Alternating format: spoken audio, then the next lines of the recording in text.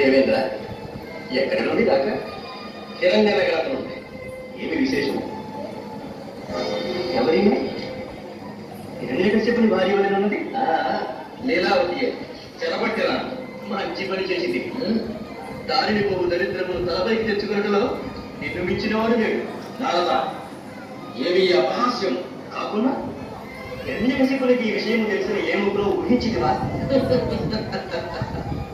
ఇంకెక్కడి హిరణ్యకశ్యపుడు అతడు ఇప్పటికి మరణించి అయ్యాడు.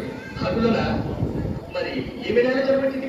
ఈమెకు కలుగబో బిడ్డను వధించి దైత్య వంశంలో నిర్వంశము చేశారు. భయభ్రాంతులమై ఏమేమో ఊహించుకుంటున్నావు. హిరణ్యకశిపుడు మరణించిన అబద్ధం, తపసిద్ధుడై తిరిగి వచ్చుడు సత్యం. ఈమెకు పుట్టబో పుత్రుడు దేవాంశ సంపూతుడు, కారణజన్ముడు.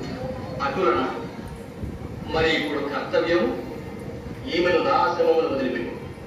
హిరణ్యకశిపుడు తిరిగి వచ్చిన పిదప ఈమెను అతనికి అప్పగించి ఆపై జరగవలసిన నాటకం నేను నడిపించదు. సరే, అటులనే కాని మునీంద్ర.